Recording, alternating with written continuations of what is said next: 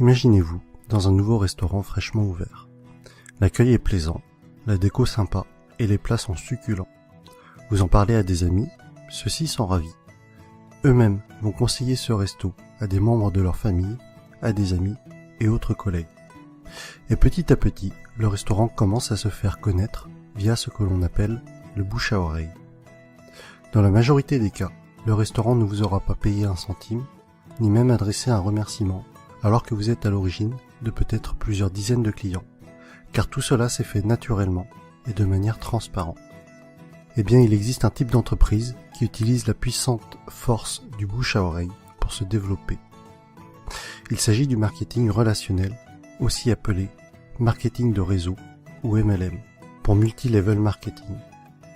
On parlera de network marketing en anglais. Le problème, en France, c'est que le marketing relationnel est non seulement mal connu, mais en plus à mauvaise presse. En effet, trop souvent, les médias n'en parlent que dans le cas d'arnaque, et malheureusement, il en existe, et très rarement comme une possibilité de réussir. Les médias, pour attirer de l'audience, doivent faire dans le scandale, dans ce qui choque. Mais ceci est un autre débat. Mais effectivement, certaines entreprises sont des systèmes pyramidaux déguisés. Une pyramide, qu'est-ce que c'est au juste ? Je vous invite à cliquer sur cette vidéo pour découvrir une animation très bien faite expliquant ce qu'est une pyramide de Ponzi. En résumé, non seulement c'est une arnaque, mais c'est aussi illégal. Le système est basé sur la promesse de faire de miraculeux retours sur investissement, juste avec de l'argent que tout nouvel entrant va apporter. Autrement dit, l'argent des nouveaux paye le bénéfice des anciens. Et si, à un moment donné, les entrants ne sont pas assez nombreux, eh bien la pyramide s'écroule, car les anciens ne perçoivent plus d'argent. Ce qui est important à comprendre est que lorsque vous entrez dans une entreprise de marketing relationnel, vous êtes avant tout le distributeur d'un produit réel, le représentant d'une marque. Sans produit, ou avec un produit fictif, on rentre alors dans un système pyramidal. D'autre part, dans une pyramide, les anciens sont forcément plus riches que les nouveaux. Dans le MLM, même si plus vous rentrez tôt, plus vous êtes avantagé, cela ne garantit pas du tout votre succès. Un nouveau filleul peut très bien mieux développer son affaire et faire mieux que son parent. Ainsi, dans une entreprise de marketing relationnel, tout le monde est au même stade au début, mais plus elle va grossir et plus elle va avoir d'impact et être puissante. C'est vraiment la force du réseau qui fait qu'une MLM est puissante. Et Robert Kiyosaki insiste vraiment sur ce point dans le livre « L'entreprise du 21e siècle ». Le pouvoir n'est pas dans le produit, mais dans le réseau. Pour en revenir à ce que l'on évoquait au début de la vidéo, le bouche à oreille est le principal véhicule de communication d'une société de marketing relationnel, si bien qu'il n'y a pas ou peu de publicité. Et ce budget pub, qui est souvent faramineux pour les grandes entreprises, est reversé aux distributeurs et ou consacré à l'amélioration du produit, qui en général est excellent. Lorsque vous vous lancez dans le MLM, vous êtes parrainé par une personne, et ensuite c'est comme si vous étiez votre propre patron et que vous aviez créé votre entreprise.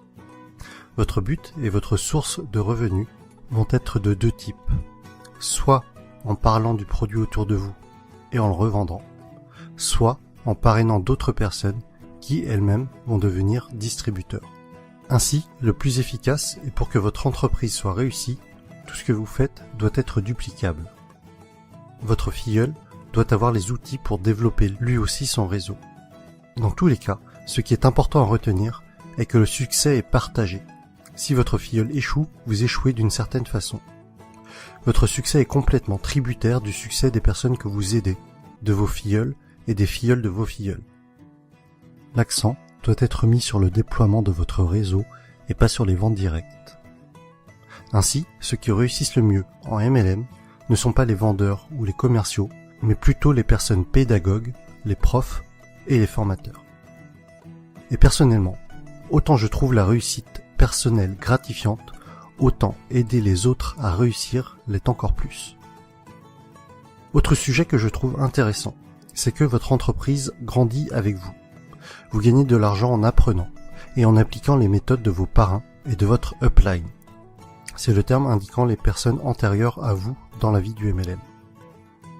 Autre point fort du marketing de réseau est que pour devenir distributeur, cela demandera en général un faible investissement financier au départ, contrairement à la majorité des créations de nouveaux business. Aujourd'hui, si vous comptez ouvrir une franchise du type McDo, Subway ou Starbucks, il vous faudra probablement plusieurs centaines de milliers d'euros, alors qu'en MLM, cela vous demandera la plupart du temps quelques centaines d'euros. Ensuite, tout est préparé pour vous. Vous allez avoir votre propre boutique en ligne, tout un tas de plans de formation pour vous, mais aussi pour vos filleuls, ainsi que différents kits de présentation. Un autre point essentiel, et qui pour moi m'attire beaucoup, les entreprises de marketing relationnel offrent des paliers au niveau de leur plan de compensation.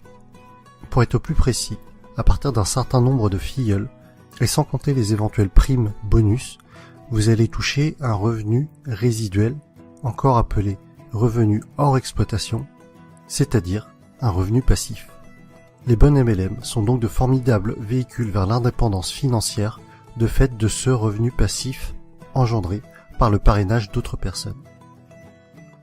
Je rajoute que les MLM sont un type d'entreprise qui a une croissance des plus fulgurantes à l'échelle mondiale ces dernières années. Aux USA, ça a vraiment explosé depuis les années 90. Et avec Internet, c'est encore plus facile d'augmenter son réseau qu'auparavant. De plus, c'est une activité que l'on peut tout à fait démarrer sur notre temps libre pour un revenu complémentaire au début. Il faudra alors se déclarer en auto-entrepreneur avec le statut de VDI, c'est-à-dire vendeur à domicile indépendant.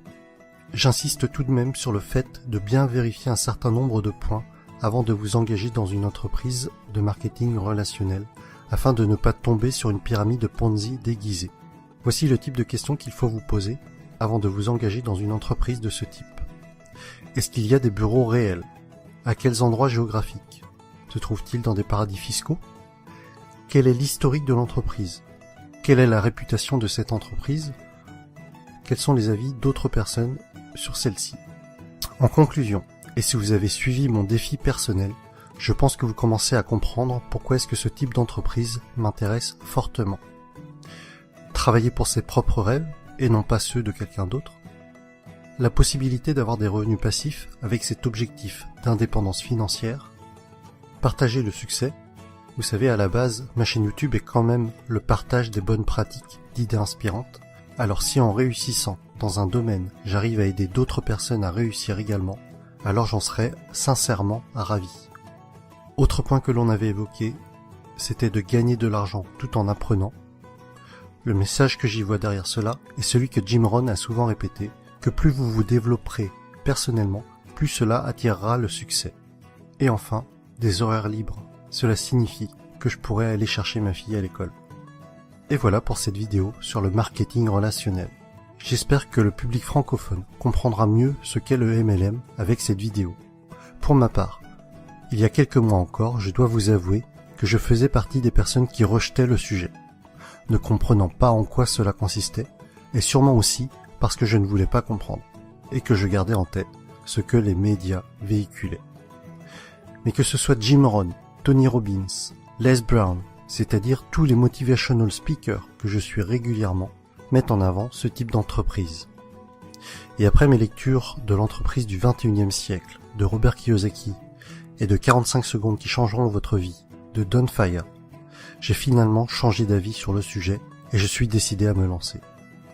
Vous retrouverez la suite de mes aventures dans le prochain épisode avec mon choix de MLM et les raisons de ce choix.